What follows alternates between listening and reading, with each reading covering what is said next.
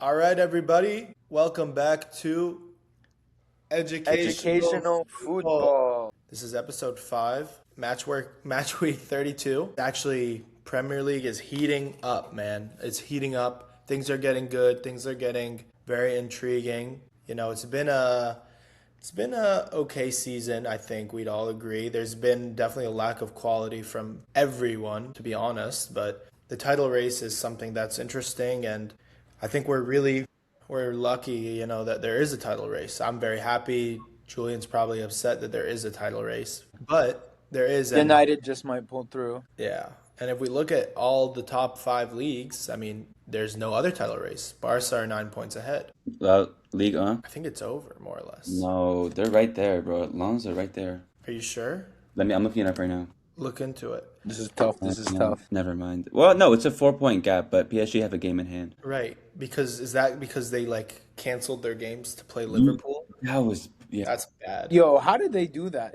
Shouldn't that not be allowed? I don't know. Maybe I don't know. Like I've seen it on like Instagram, so I don't really know too much about it. I can't speak on.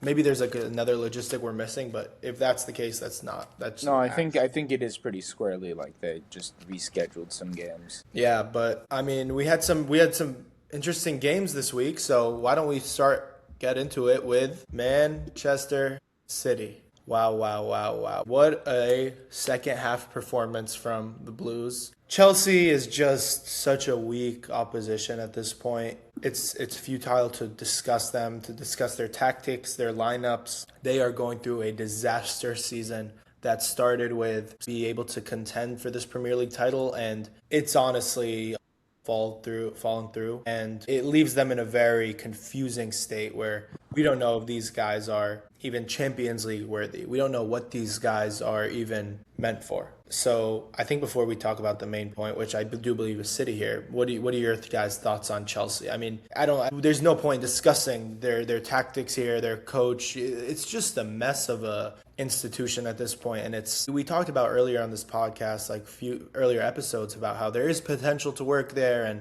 all this stuff, but the past couple weeks, I mean, we saw them get scored on 7 goals in 2 legs, I believe, by PSG. 3-0 at the Stamford Bridge by City. I mean, what's the future for these guys and how confusing is it now? Yeah, it's bad. We talked about this a lot last episode. It's you have to say that they need a rebuild, which is funny because that's like it feels like what they've been trying to do this whole time, but like they still need to rebuild. Again, I think they have a couple key players that they can keep. Obviously, I still have faith in Cole Palmer. I know he's been playing poorly. I still have faith in him. Reece James, Kukurea. I think Caicedo is having a subpar season, but he's good. But there's so many players who need to leave. I think one thing that was so frustrating was how obviously they needed defensive reinforcements, and they failed to do that in the window. I think that's probably a big reason Maresca left was like his disappointment with that. The board has proven unambitious, and it kind of feels like it's reached like its final point. You know what I mean? Like this is what the end point of a project like this looks like. And I don't think Rosenio is a great coach. I wouldn't blame them if they sack him, but I think that ultimately any manager coming into this team is going to struggle. And yeah, like looking at where they're on the table right now, they're six. They're 4 points off of fifth, which is Liverpool. That's crazy. They very well could not make Champions League, which would be incredibly embarrassing. But then Yeah. again, if you look at well, to be fair, they actually had some decent performances in Champions League this season, and I know that they did beat Barca. But again, they I know PSG are good, but they were like embarrassed by PSG in a way. That kind of showed the When it level. came down to it, I mean, we saw a lot of teams in the Champions League or in the Premier League perform well in the group stages of champion. Like Yeah, Tottenham was top 4, right? of Or course, top, yeah. yeah.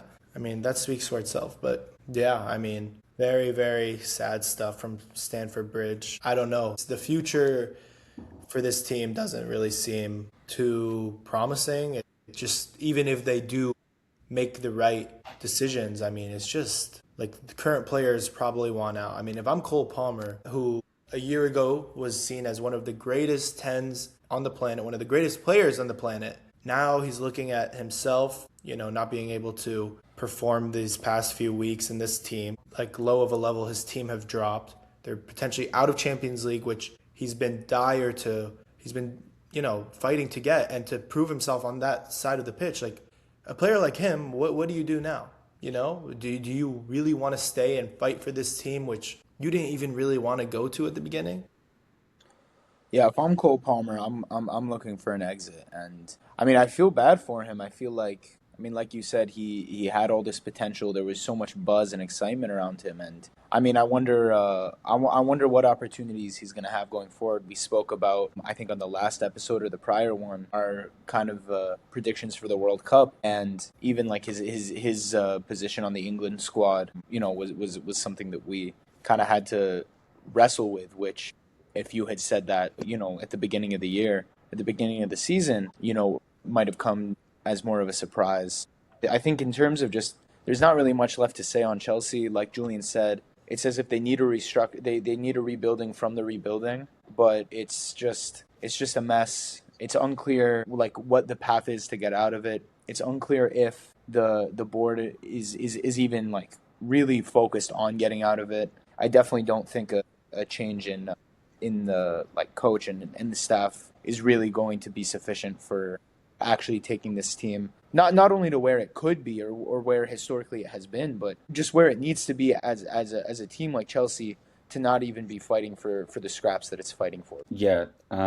Just to touch on Cole Palmer, I think he will stay for the foreseeable future. I think the biggest thing is like where do you go? I don't think he will go to any other team in England, and he strikes me as a player who wants to play in England. He could go abroad and do well. Chelsea also gives him the opportunity to be the star, which he was the past 2 seasons, especially 2 seasons ago. So I'm honestly not so convinced that he'll be looking to leave yet, but overall, it's not looking good. And yeah, especially considering how uncompetitive the league is this year in many regards. Like, there's not really much. I mean, they're fighting Liverpool for top four. I Like, mean, they're the reason it's uncompetitive. Like Yeah. this team last season, we were like, remember they had a small charge at like the title race, very, mm, very minute, and we were like, next season they're gonna actually like yeah, do it. And they didn't get the window they wanted, but they did win the Club World Cup. So we were really thinking like, wow, this team might like be able to do something, if not in the Premier League, in the Champions League. And it just is all crumbled. It's all hearsay and it's yeah. terrible.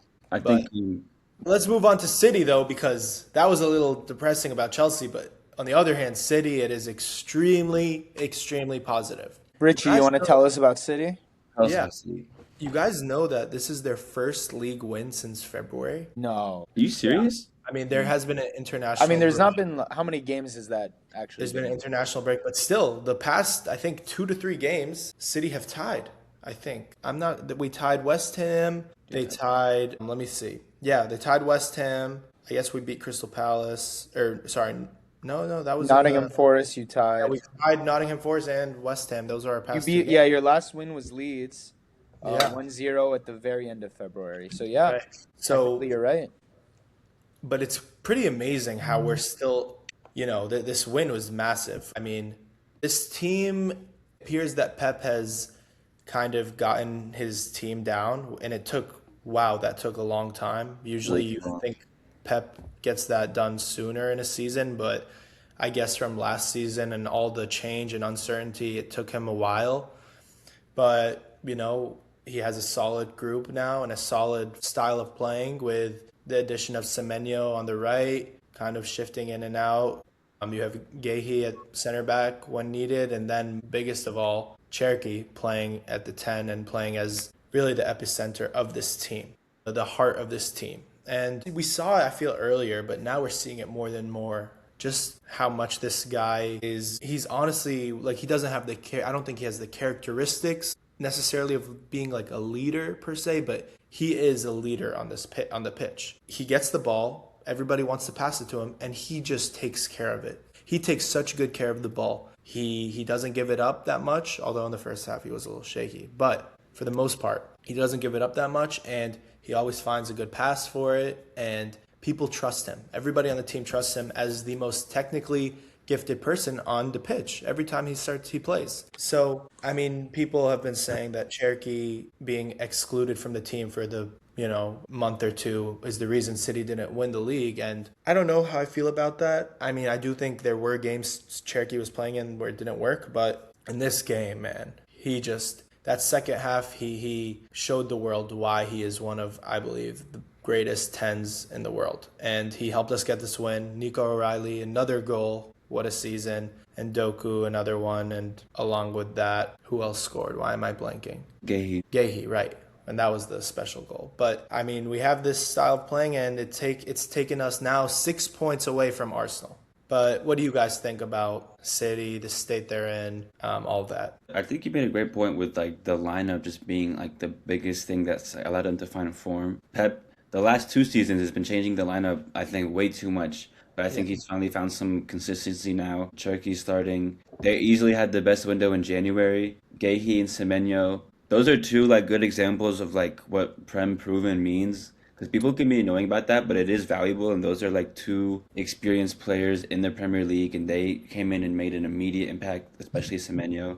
I think he's been starting Bernardo sometimes on the left, but starting Doku, I think definitely helped in this game. Even though Doku, he was gifted a goal today, but he can be really frustrating. But I think he at least gives you like certain dynamicism that Bernardo can't.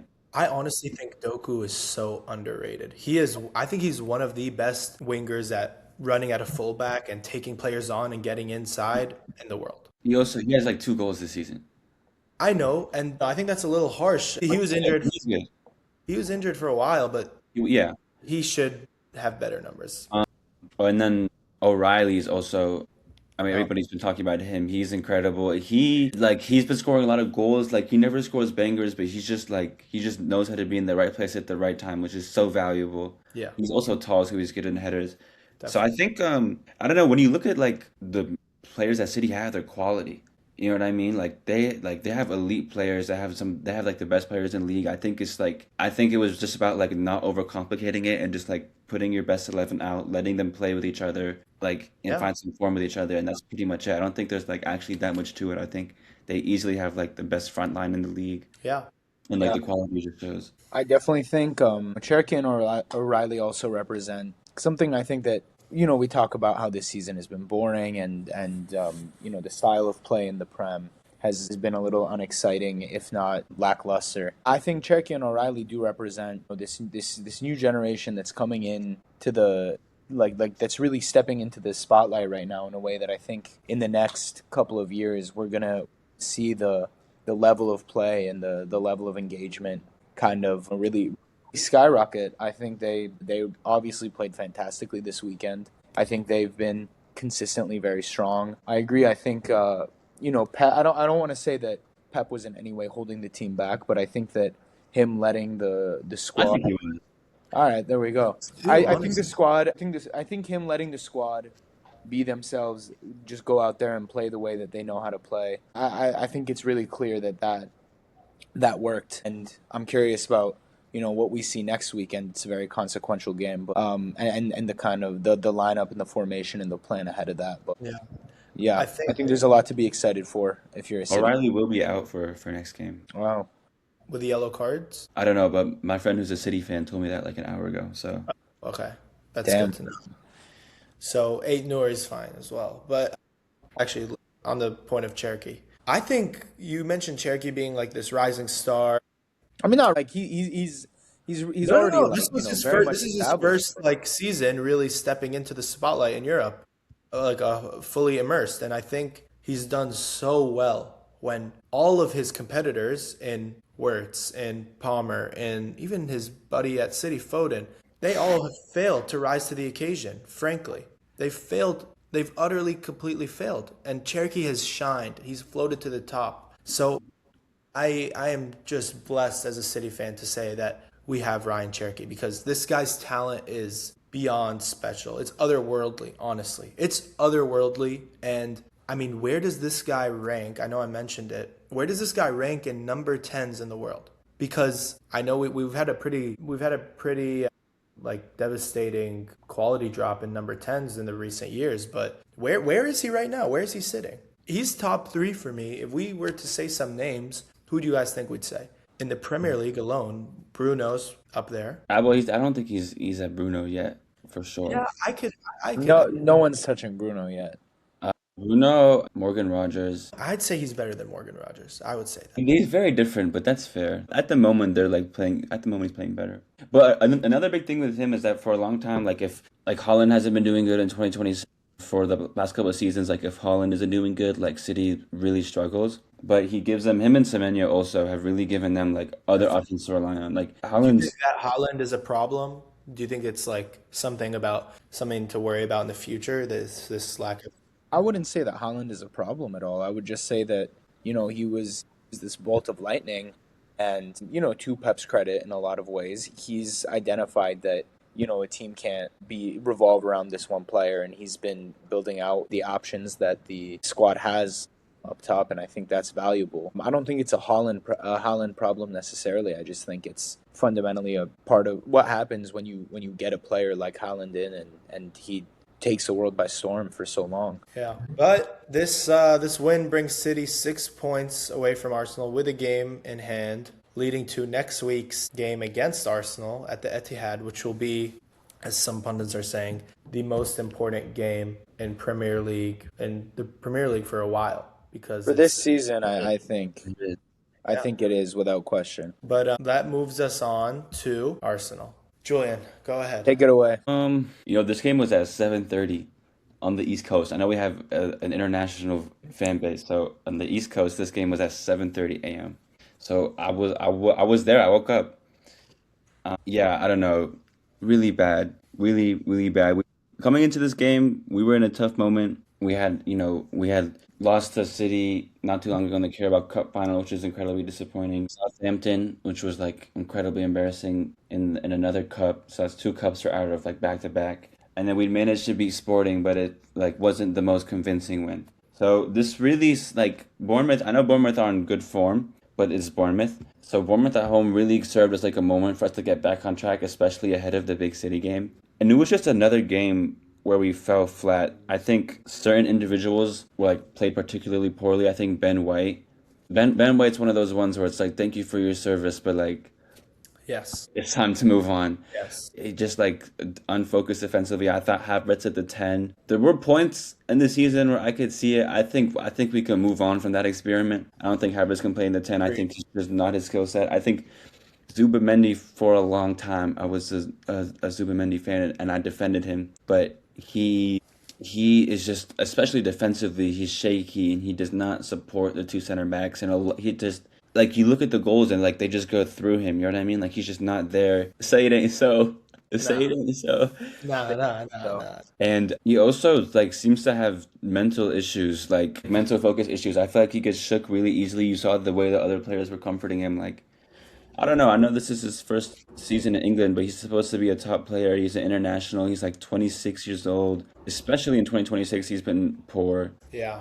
Other than that, everyone played pretty much how they played. I think it's like how they played all season. I really just think it's like more of our style of play being so like extreme on one end and so, in many ways unsustainable. You know what I mean? Now, And you I look was at, going to ask you.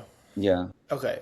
Now, earlier in the season, like we've been getting on to you and Arsenal for their play style all season. Mm-hmm. We can't deny that there's been good moments for Arsenal where people will say yes, they're the best in the league. I mean, I'm talking about that win against Bayern in the league phase. I'm talking about those North London derbies. Well, I guess you're gonna beat Spurs no matter what. But yeah, so what you was talking about the play style, look, it's bad. The thing is, I would say outside of just on paper, I think it's incredibly demoralizing as a fan base when your team can play ugly football and it doesn't work. You know what I mean? Like to play this style, that's why the losses almost feel so much worse. Not only because there's added pressure, but because it's like it's a bad watch, and then you lose. I think a lot of it honestly has to do with personnel. I think like just especially like watching City this weekend and then like comparing their like front four to our front four, it's really levels. And there's a part of me that thinks like, okay, like if you have Trossard and Gyökeres and an out of form Saka or Madueke or Dauman who's incredible, but he's a kid. Like, can you really Yeah, play like beautiful? And then like not a strong number 10, right? Like at this moment, none of the front four are doing very well. It's like, can you really I be know. too Yeah. forward facing and want to play open football? Maybe not, but it's just like I guess to a point. It's And it's something I always think is like looking at like goals other teams score. Like this, the second goal that Bournemouth scored was like a really nice, well worked goal. Like good passing essentially, and then a good finish. Like, do we score goals like that? We really don't. We really Exactly. don't. And Saka hasn't That's been where I want doing. to. And set pieces also have like the same thing happened last season too. Where the set pieces, everyone talks about how big of a deal they are, and they are, but like they dry out in spring like big This time. is what I want to ask you about. Once people essentially figure out how to break the set piece regime, it's very hard to keep intact or to keep as a viable method of play. Yeah. And including that, that's what I want to ask you about, especially. When I think back to Arsenal goals this season, especially, I, if they're not set pieces, which John just mentioned about kind of, being difficult to execute to high efficiency when it gets to spring and people start learning how to defend a little better. I think a lot of Arsenal goals came from press, like a very solid, good press, accompanied by, this mentality and this kind of like it's almost stems from the defense being so sound and strong and being so inevitable that the other team will not score a goal and will not be able to score first, especially that including with like this mentality that Arsenal, I believe, had at the beginning. They just like kind of scored fluke goals almost. I know that's a little harsh to say, but it That's would be fair. like a loose ball ends up in the middle of the box and That's fair. like somebody passes it up and then it finds somebody on the edge of the box, something like that, and ends up in the back of the net. And I think now that we're getting to this point in the season, it's almost a little it's almost a disservice to like worthy of it or not the position Arsenal was in. They were damn near 9 points clear, and like it seems like they're crumbling. It seems like their mentality is not there, and it's so confusing because we've seen them play okay this season, but for the vast majority of it, it was more like very good defense, scoring certain goals, but like not playing the best, but having, like a mindset about it and having this belief about it. And this was their season. And it's just like, are we serious right now? It's just, Yeah. even as like somebody going head to head against Arsenal right now in City, which I hope they lose all their games and we win all of ours. It's just disappointing, honestly. And it's confusing and disappointing, and I don't understand what's really happening. Yeah, I And I think like think I think think like, I think the point that we're all getting at here is really like, as surprising as it is that we're at this point where we're legitimately talking about Arsenal, coming in second. It also hasn't come out of nowhere. And it's not necessarily just the priorities of the team and the style of play, but it's things that we've seen seeds or inklings of throughout the season. I think we've seen some rough performances from Arsenal. We've seen some, like Richie said, some flukes that really have put them up and over. We've also seen some very solid defense at times. It's not as if, this is a completely unwarranted position that they're holding right now. But, I think at the end of the day, it is a big mentality question. If I'm on Arsenal right now and come back in January, I was all but guaranteed the league, and now it's looking very much questionable, and I'm going up against City, who's right on my tail next week. I would be lasered in on making sure that we were infallible. But the performance against Bournemouth, I think, indicates something concerning in terms of, where the players' heads are at and how badly do they want this, and are they willing to push for it? Because we see City, I think, has a hunger for the trophy. I think that they see it's within reach, and despite Pep struggling and making a lot of questionable calls throughout the season, has started to really like rein in all of the chaos, and you really go all in on the Prem, and make it a possibility, make it an actual conversation, when it really has been kind of a half serious conversation for most months. It's like making me doubt the good performances Arsenal had earlier. It's making me doubt the good players. I think it's two things. I think first of all, when you talk about like what it takes to win a league, it's like about like creating like sustainable football and like ways like repeatable ways to score. That's tough. So I think basically like our style over 38 games is not sustainable. Like obviously we're still first and we're still looking good, but I think like there's clear flaws in it that make it not sustainable in terms of just the way we score goals. It's especially the type of thing where as the season goes on, players are going to get more tired. I think there's actually a lot to criticize with the way that Arteta has been like rotating players. Wait, hold on. But like the whole reason Arsenal are supposed to win the league is because of their squad being so lucrative and having so many different backups. Well, okay. Well, let me finish. I'm basically saying like the style isn't. It's like it's kind of a way where like it kind of it's making sense how it's falling apart in this time, especially because people are figuring us out. And like you said, like, I think there's always a certain optimism at the beginning of the season, especially with like all of our new signings. But since like 22, 23, like well, I guess we finished that season like in incredible form. It seems like we always at this point in the season in recent history like capitulate, and I definitely think well there are like issues. I think like there's clear issues in the style that we play looking forward, and like for the next couple of seasons and things we need to change. But I think if you look just at this season, we have enough to get it over the line. I think where we're coming short, I think, is the mental. Definitely.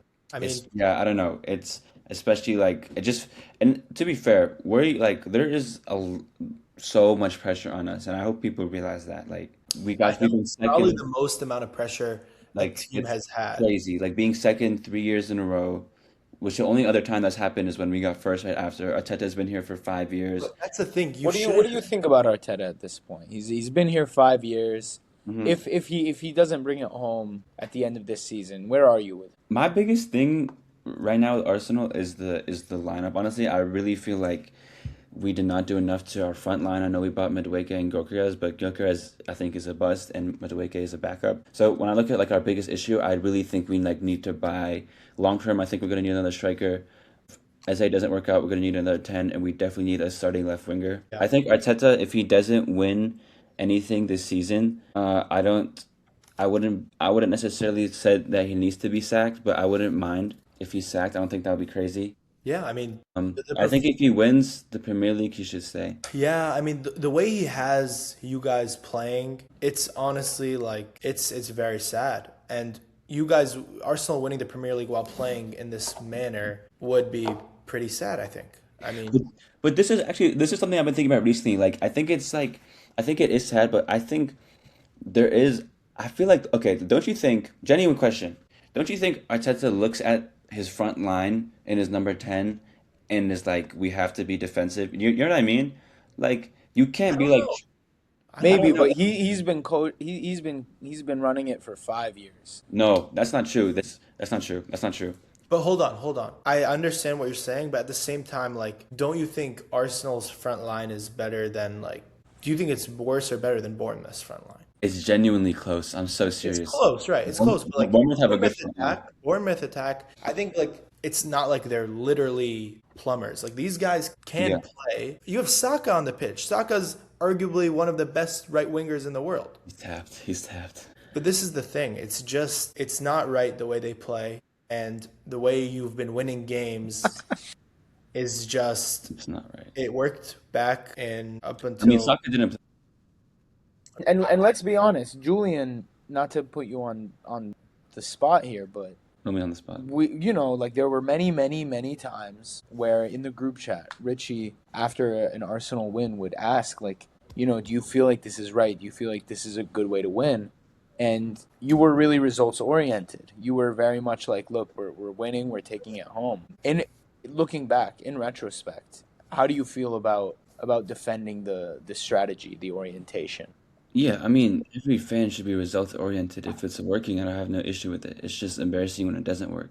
and it worked for a long time It to the would work point for where a we while. all thought it was a formality, but it's just it's surprising that this is happening. I mean, I think there's been three genuine times this season where I fully believed in my heart that the league was over. Hmm. And it's just insane that we're back here at this point. And that brings us to next week at the Etihad on Sunday. Julian, Do how do you feeling about it? Okay, I think first of all, play Sporting midweek. Hopefully, we beat them. I think that'd be good for momentum. I think a couple of things. First of all, maybe like I don't think it's ridiculous to start Max Dowman. Although I don't know if he started a league game before. I think at the very least he should be like put in as early as possible. that would be great. That would be started. Yeah. I think this is like me and one of my friends talk about this. Not that many people talk about this, but I don't think Nkape is that good, and he doesn't inspire confidence. I don't know. So there's a couple of things to the lineup. I would like to see. Obviously Lewis Kelly hasn't been the most informed, but I could see him starting. I Yeah, definitely he's gonna think have a great game, by the way. what? He didn't have a great game at all against Bournemouth. That's fine. I was going to see him start. I think Sorry, but he's trying to. His agent is mentioning leaving. we'll see. We'll see. We'll see. This is But crazy. so there's a couple of things in the lineup. Like I think Havertz should not be at the 10. Like I think that experiment failed. I think, dude, even I know Zubamendi's bad, but like, is he worse than Norgard? I'm not sure. We haven't seen Norgard play at I all. mean, Norgard hasn't played in the league very much. But the biggest thing for me is like I think there's some things in the lineup for sure. The biggest thing for me though is just like there's energy that we need, and like we need to come out because a lot of people are talking about Arteta's going to come out to not lose the game, to play not to lose. And if you do the math, there is actually like a good argument to make that all we need to do is draw this game, and we still have a big advantage, and that's Yeah. fair. Yeah. But I really feel like when we play like that, it's like I don't think it's as effective as it has been, and I think obviously there's like the mental and just it looks bad if you play like that and you lose, but I also think tactically there is a big risk of playing like that, and especially this late into the season. I think I genuinely what the fuck did that mean? What do you mean? It's What like are you talking about? insofar as that the tactic has been tried and true, it's been studied, it's been understood, and it's been proven breakable. So to do it this late into the season, where it's not as it's not a safe play necessarily, even Right. though it might be regarded as such, I Well, think okay, well that's what I'm is a saying. So misconception. I hope that we go out. I know it's an away game, and I know there's a lot on the line, but I hope we go out and we play bold and we play, because the thing is like we have Gabriel, we have Saliba, we have Raya. You know what I mean? Like our defense is strong anyways. You know what I mean? Even when we try to like sit back defensively, people get at us. So like I think our defense is strong anyways. I would really like to see us bring the game to them, especially because I think we talked about how good City are. They still I think have defensive issues. I think Raji's legs are still gone. You know what I mean? And like they are susceptible. Yeah, So, no, we are definitely susceptible. Defensively, I feel like we not can't. very. I know I've been talking shit about our front line, but I feel like we can get at them. Like we shouldn't forget about that. It would also just be such a shame. We all agreed this is the most important game of the season. It'd be a shame if it were boring. It would be a shame if it were I if don't it think were it's a gonna. dull and unexciting game. I don't think it's gonna. A game like this can't be boring. It just can't. Like Big Six matchups are boring, but this is like. I I think City are gonna come out on fire. I think Honestly, City. Etihad is gonna just build them up, and I don't know. We're gonna come out hungry, and it's gonna be about if Arsenal can stay in and really do something different to what they've been doing the past few games, because it's really looked very dull and very meaningless, and just it hasn't looked like anything is going. It looks like they don't know what they're trying to do almost. So they're gonna have to cook something up in training this week. Maybe try it in Sporting and bring it on Sunday. I think Sporting might hurt them a little bit, honestly. Like, It is inconvenient, yeah, but it is a home game, which is nice. definitely. But yeah, I mean, very exciting stuff. Let's move on. John, if you want to leave, maybe now might be a good time. No, we can.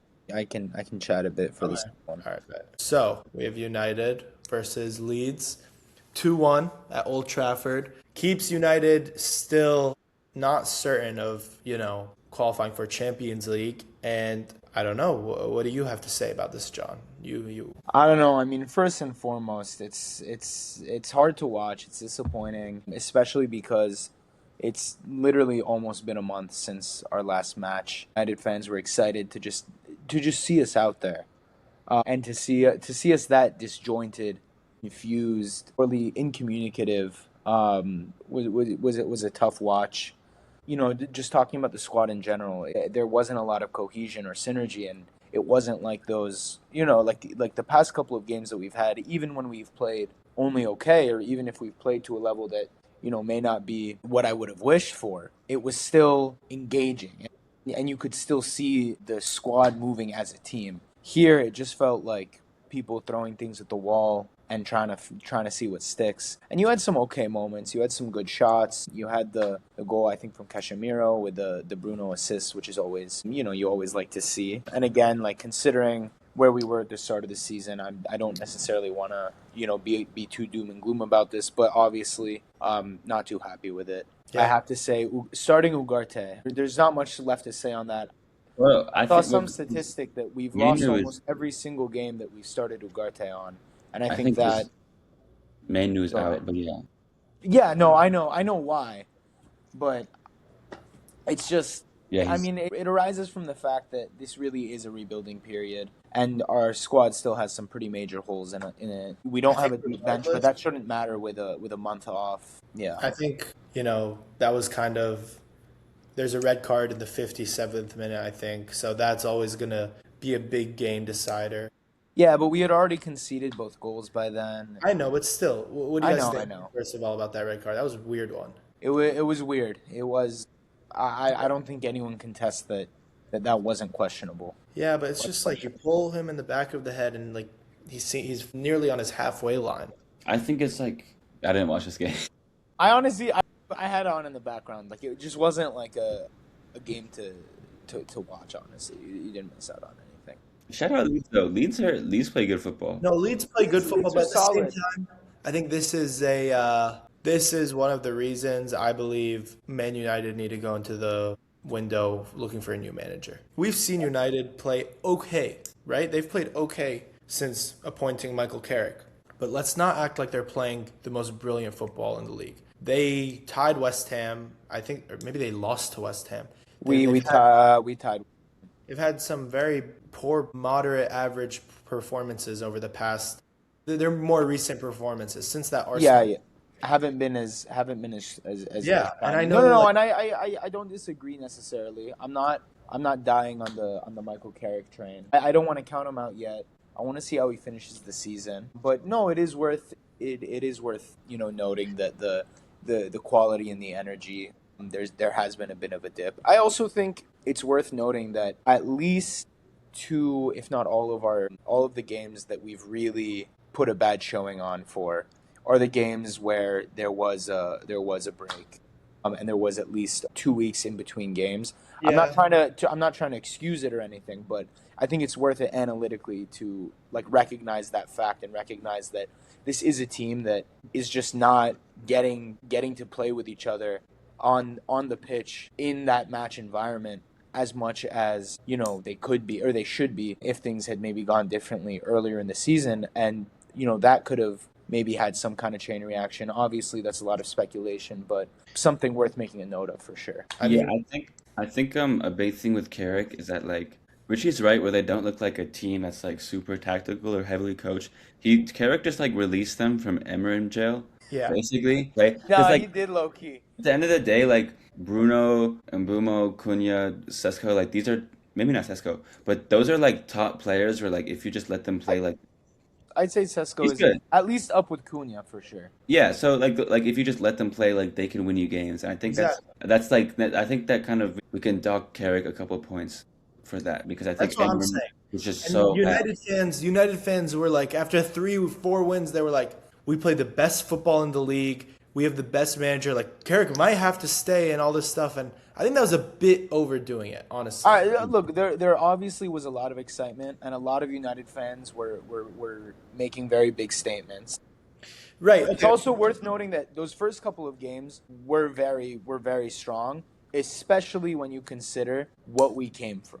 Okay. I'm not But again. I'm yeah, not yeah, I saying they know. were But right, just but I'm saying like it's not as if okay, the but excitement was there's a big unfounded. thing. There is a big thing called new manager bounce, and like that's kind of something silly to throw around. But like going No, no, from no. him to Carrick or someone who is competent, as we mentioned, is going to like you're going to bring a lot of good potential out very rapidly. So I think that's good. I understand. I still wouldn't credit the early 2026 performances to squarely new manager bounce. I still think that there is a new style of play, a new set of priorities, a new vision that we did not have, and I don't think that only comes out of new manager bounce. It has to be acknowledged that it wasn't just a bad manager. It was Ruben Amorim. It was the manager of all bad managers. Okay. And Michael Carrick, not that he's like the best or anything or whatever, but I think that he has been inspiring to the team, and he has been pushing us in Definitely. an exciting direction No, and Now, that it's fans like good. myself are happy to see. Yeah, it's in one the thing I right think, direction. But one thing I go ahead, Richie. this is just why I think that you have to look for somebody better, a more distinguished manager who can tactically. I don't know what Michael Carrick's tactic presets are. I don't know what he's necessary. I don't know if he doesn't have enough time or it's not the right time in the season to deploy like intense tactics when you just need to gut out wins. But I can't tell you his tactical identity as I could a Pep Guardiola or even Arteta or anything like that. And I think you are going to need that if you're going to the Champions League. You're going to need that if you want to make Champions League again for a whole season or want to try to fight for like top three. And You're going to that's need that. that's what I was gonna say. Where like that's a huge consideration is like they will be playing Champions League next season, and we've seen teams like Villa where they're happy to qualify, but then the next season it'll actually hurt them. Yeah. So I think obviously a big part of that is signings. Like everyone knows they're trying to sign midfielders, which they need to sign like at least two. But that's also like a big consideration that could go against Carrick, which is like he can handle like one game a week in like in an uncompetitive Prem season, but like could he do that and Champions League and like if they can stay in cups for longer? Right. Yeah, I think that's a very valid point to make and a very worthy consideration. I think on the point about tactical identity, I think it's something that, I mean, how many matches has Carrick actually like been manager for? Like More. 8? No. What? Why? Whoa. Let's hit the Google. Yeah, let's hit the Google. I think it's been 8. 10. 10? Wow. So he's That's been maybe half a third of the season. yeah. So he's been manager for Closer to a 10 4. matches on Yes. the second half of the Premier League, where we're playing, on at best once a week, more like once every week and a half, almost 2 weeks. I'm not saying that, I see the tactical identity or anything like that, but it's obviously hard for us outside looking in to really be able to identify that with the kind of limited data set that we have working with. Whatever the ownership and the board, whatever decision they make, they will have more of that information, and I hope, we'll see, will understand what his tactical vision, style, and priorities are, and make a decision based off that. I think from what we have seen, there is some kind of ethos of, push forward, play forward, pass forward, and just go for it, take as many chances as you can. Whether or not that is going to prove to be the tactic that we need in the long run, I don't know. But I think it's not as if he's just basically like letting loose 11 players and saying have at it. I think there is some kind of loose idea in mind. Okay, I hear that. I definitely do think there is that ethos that is like play more aggressive football, ethical, attacking football. But at the same time, like as a manager with one game a week, one game to play a week, one game to play in a month, as we most recently saw, don't you think like he'd pull some new tactics out of the bag, something that would add on? I'm not seeing that. I'm not seeing that at all. Maybe, but remember, like it's not as if we have that much to work with. Like it's still a pretty limited squad. Hold There's on. still kind I don't of think you could say that. I mean, regardless if you have Ugarte on the pitch or not, you can still no. deploy I mean, I think we have some phenomenal players. I love our players. I love Bruno, Casemiro, Sesko, Cunha, Mbuemo, Martinez. Why do you say shut for Casemiro? I just like it, man. I think one thing also is like I think Carrick understands that he's an interim manager. You know what I mean? Yeah, I mean, I think coaches right like now a his interim priority manager. He is doesn't. he's Yeah. interested in being manager full time, and his priority is essentially just demonstrating that he can do it. I would also say on the one match a week dynamic, because you mentioned before that actually could be a negative of him. Can he handle more than that? But like I said, I think we've seen that the worst performances we have are actually the ones where we have longer breaks. And I think that's more about the squad than the manager, but something, again, worth noting. Yeah. Yeah, but there it is for United. They lose 2-1 and remain in third place because Villa also, I believe, tied this week. Bruno gets an assist, brings his tally up to 17. So I think he's 3 off of the record, I believe. Or tying the record, which is pretty insane. There's about 6 games left. So If he's able to pull that off, given the start that United have, I think that'll be incredible. 4 assists in 6 games is really difficult. It's going to be very tough, but But I think think he wants it. given his skill and maybe more than his ability, but the reliance that Man U have on him, I think it's Awesome. definitely If anyone could do it, it's Bruno Fernandes. Bruno We'll Fernandes. see. All Bruno right. Fernandes. And on that note, I have to go to join. It's going to be like 10 more minutes if you want to stay.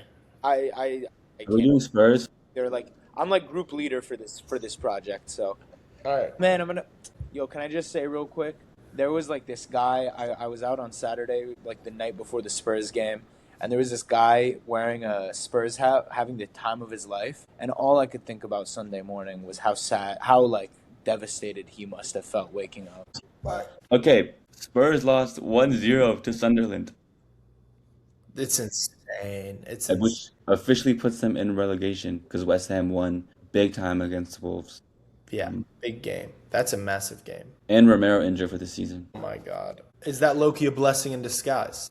I mean, that guy's hurt them a bunch this Well, season, but at the end of the day, I don't think so. yeah, What do you think? nonetheless, this is absolutely insane. I mean, I didn't really pay attention much to this game as it Nor was did I. not a great game at all, but this is Mhm. really like, I mean, it could very well happen. I can't tell you if it's going to happen or not. I'm just saying like it's probably up to probability. Like flip a coin. That's the chances that they get relegated because this team is just sometimes I think like oh there's 7 games left. They could easily just like turn it around and win 3 games and get out of Yeah. the relegation zone. Like they're Spurs, they could do that. But it really is starting to seem like they can't do that at all. They are true and away relegation side. They don't win games. They tie games on occasion. And this is their second season in a row finishing about this low. Now they're, I guess, lower, way lower. Yeah. But it's I pretty mean, insane. they're so bad. I mean, the craziest statistic is that they haven't won a league game in 2026. Like, that's No, actually, it's April 13th at time of recording. That's like unbelievable. that is actually unbelievable. The biggest thing Wow. is like, they're not, one is like, they're not built, they don't have the grit that it takes, to be in a relegation battle, unlike West Ham or Forest. And I think people talk about how they have good players. I think they have good players, but I don't think they're particularly great. I also think they lack chemistry. Like they never look like a team when they play. I think Gallagher is one of the funniest signings of all time. Actually inexplicable. I think Vicario is bad and Kinsey is like just as bad. And like De Zerbi, I don't think it matters. Like I really don't think it matters that much. The biggest thing now is just the mental. I mean, I like genuinely I can't imagine what the Spurs locker room is like. Like it's just it's I don't so think these guys care. devastating. I don't think these guys understand. Maybe they all think like they're getting deals somewhere else if the worst case happens and they get relegated. I mean, it's got to be one of the weirdest things I've ever seen, honestly. I Just how this really is all being executed and how we're really hearing little to nothing from these guys. yeah. I don't hear much from these players. I don't know hear much about the mood in the locker room. I mean, I'm seeing Van de Ven crying on the screen as he's the captain somehow of this team, but it's all very confusing and it's just like it's difficult to understand. You can say they did well bad last season and they had a decent window and I guess they're just still bad again, but it's almost like there's no care or like soul in the Spurs team. No, I don't think anybody cares. I think that's Romero like might care, but I think he's just like a passionate player who would always like show that. Same with Richarlison, but like it's just weird. I can't really it understand is what's happening. strange. I think honestly, I think you're right, and I don't think it's like too speculative to say that these are all like players who most of them are like good enough for top flight football, but they also don't play like a team. So I don't think it's crazy to say that they're at a point where they're thinking about their own careers at this point. Yeah.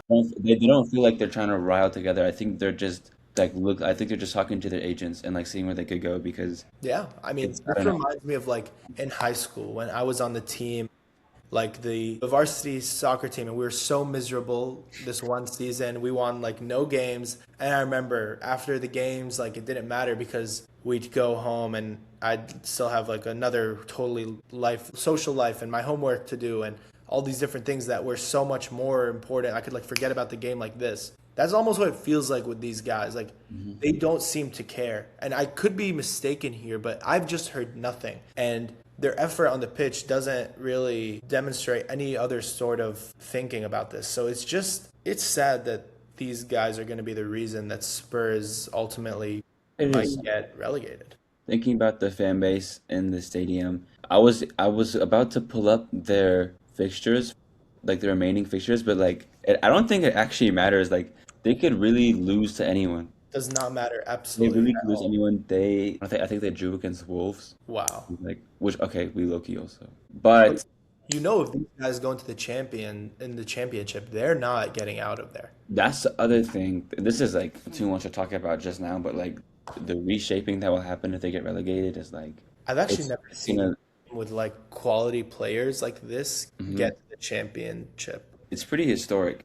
Yeah, I wonder how what we're gonna see. I I mean, think. I bet a lot of these guys are gonna end up at like Atletico and Juventus and things Yeah, like but I think I could see Archie Gray staying.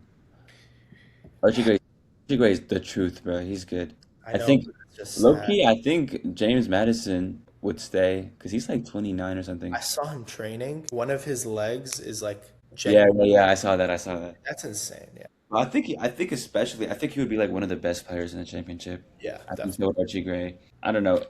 In a weird way, it might actually be good for them. That's, you know what I mean? To like start over and just to But like, what it means is that like this team might not see top four for I'm actually like this is a scary number, mhm. but for 5 to 6 more years, they won't see top four. I Seriously, if you go, no team that will go to the champion like Nottingham Forest, that was a wonder story. That won't mhm. happen really that's not going to happen every season. That happens once every decade, I think. Yeah, This team won't. Like, I could see them staying in like 10 to 15, like 8 to 15. These guys aren't cracking top four for a decade if they go to the championship. yeah. It's time to revoke Big Six card. Yeah, We can that, give it that to that's like insane, but yeah, it's time. I think we saw the best of Spurs at that UCL final against Liverpool. We won't see that version for. yeah. It's sad. I mean, it's the end of an era, frankly. It's the end of Spurs being somewhat decent. So, Yeah, it's also what does that say about the Europa League? what does that say about Manchester United last Yeah. year? Um, yeah, I think the biggest thing now is just the mental. It's like Yeah. I don't even know what they're thinking, bro. Yeah, Like but it's I crazy. guess I guess we'll see what happens with Shout out them. Sandro. Robbie is like bro, he's a problem. Like he needs to chill out a little bit. But he's Yeah. good. Sunderland. The thing about Spurs being relegated is this is the first time where the promoted teams are competing, other than Burnley. Wow, yeah. Because last time, like Spurs were 17th, but the bottom three teams were so poor that like they were always safe. Hmm. But this time, like Leeds and Sunderland is competing. So I don't Yeah, know. It's I so mean, unfortunate. yeah, I love it.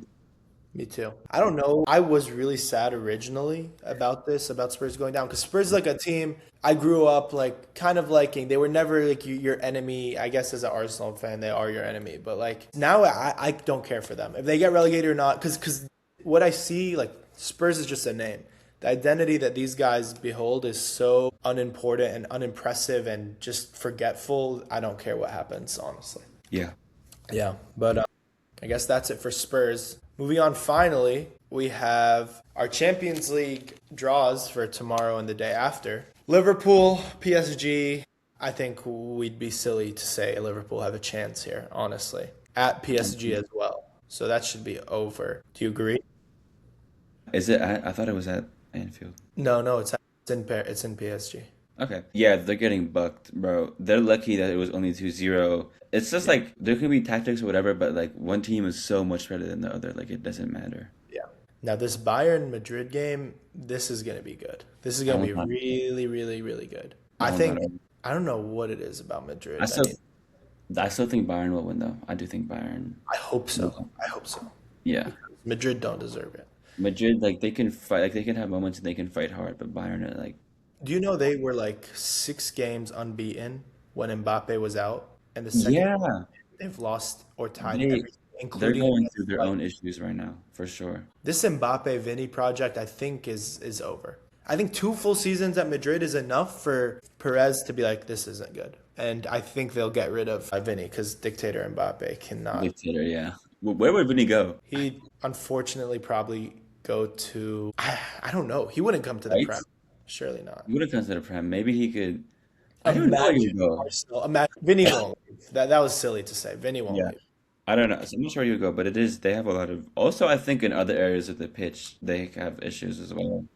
Yeah, A minute, but yeah, Atleti Barca. I wouldn't count Barca out. I don't. I think they're far from favorites, but I think they could do something because if you remember the Carabao Cup, they lost 4-0 the first time, but then they won the next one 3. Like they almost came back. They won the next game 3-0. But I think Atleti are weird because like they play like they feel so different from every other team. yeah, They're they do. really good. They don't really have like a beautiful tactical style of play. They kind of okay. They kind of do though. Like the way they break forward, they're like goals they score are like so efficient. Like I don't know. I like Sometimes I them. think Also, out. I think also not that many. Like I don't think any other big team plays 4-4-2 anymore. Other Right. than that, Yeah. but yeah, I think Barcelona will put up a good fight. But like Atleti are strong. I would also like to see Atleti go far. But okay, hold on. I think Barcelona are out. I think they're going to deploy a crazy, crazy high line as they usually do because they need to score 2 goals away from home. Yeah. And some people are even speculating that this is like it would almost benefit Atleti to be down a goal on aggregate because that way you can push at home with the crowd behind you. And now you're at home and you have to kind of defend. Yeah, I People hear are it. saying defending against Barca is almost more difficult than attacking because they can score on you, but you have to score on them. You know what I mean? Yeah, I think But that's a fair point. But ultimately, like an advantage is an advantage. So right, I think we of should just course, like I them. agree. And after last game, I texted about it. I was very, very disappointed in Barcelona and Hansi Flick. I think, I mean, this is it's just first of all, we know like they have some bare positions out there. They really do. Rashford is great and all, but I don't know if he's really the starter at a UCL Yeah, winning team he is because Rafinha's out. I mean, he missed so many chances. he is Rashford is wasteful. They Yeah, also have a very like young squad, and I think that shows a lot. A right. lot of these like La Masia kids, as good as they are, like they're really just kids, and then Yeah, that can really show sometimes. And then exactly. Kubarsi also. With the red card, that was poor. Araujo coming in is not what you want at all. I also think that this red card is because of the coaching, and so he'll get caught, and then he has to like scramble. Exactly. And I Mhm. just think like I remember hearing this press conference with Hansi Flick and he was like, this was when they were getting like really, really punished for their high line throughout the season a couple weeks ago, game after game. And he said, the high line's not the problem, it's the pressing. It's the high line, It's the man. high line. Obviously, like yes, the president could probably like I guess be better, Yeah, but nothing is ever going to stop that high line from not conceding chances during a game. yeah. No team will act that perfectly to not allow that. And I mean, it's just it's a little sad that you have a team, yes, with young players, but Rafinha, the best player in the world, Lamine Yamal, Lewa, who he can conjure up some nice moments.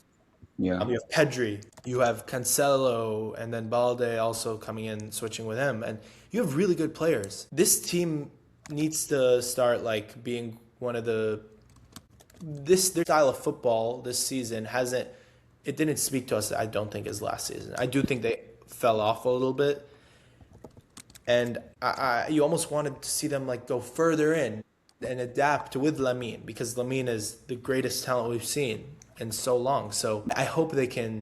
I don't know if they're going to win this. I don't think they're going to win, and it's really sad because you want this Barcelona to be one of the teams that pushes and wins the Champions League and plays the most beautiful football. Yeah, I think there's so much to like about them, but I think especially I think one part of it is Rafinha injury and then just the defense. I think those two things just show that they're like not quite ready yet. I think if anything, they look a little bit worse than last season. Yeah, I So agree. yeah. And then Arsenal Sporting, Arsenal should win. we should win. Yeah. Not too much going on there, but it's a home game. We already have an No, you advantage. guys should win. Should be like a 1-0 at Yeah. home. Just get it and go home. Moving on, we said Atleti and Arsenal. That'll be an interesting tie to be fair. I think Arsenal might like I feel like Arsenal is or Atleti is a team that Arsenal eats up. Barca Arsenal would be good, but Atleti Arsenal that just seems like food for Arsenal, frankly. I'm honestly not sure what to make of that one. I think it could be close, but I definitely a lot of the issues that I think we see in the Prem like don't necessarily apply in UCL. So I Yes. really like fancy us against anybody. So I Yeah. definitely think we could beat them for sure. And then if we were to say Bayern PSG, now that is going to be a scary leg. But that's gonna be a Wow. biblical game. Oh my Yeah. God. I might need to skip class, honestly. Yeah, me too. So PSG, Bayern, I don't know, honestly. I think I'd have to see PS. It depends on how PSG turn up, but I don't know. I want to say PSG. I almost do too. Yeah. I really do. I don't think Bayern mentality wise. I honestly don't think Bayern are quite as good as everyone says they are. I agree. I totally agree. Yeah. They're amazing and they have some of the best players. I see some faults in their team, honestly. I really do. I think like they play in like a weak league and like their run so far in UCL hasn't been like too crazy. Yeah, Like 100%. I mean, they got smoked by Arsenal and they I was, you know, You Madrid almost beat them. yeah, yeah. So I think I would say PSG. Yeah. Yeah, but I guess that's it from us. We will check back in maybe to do our UCL roundup or maybe after the Premier League this upcoming week. But if you watched, thank you. We appreciate it. Leave a like and comment and subscribe. And that's been us. It's been Education. Educational Football. See you next time.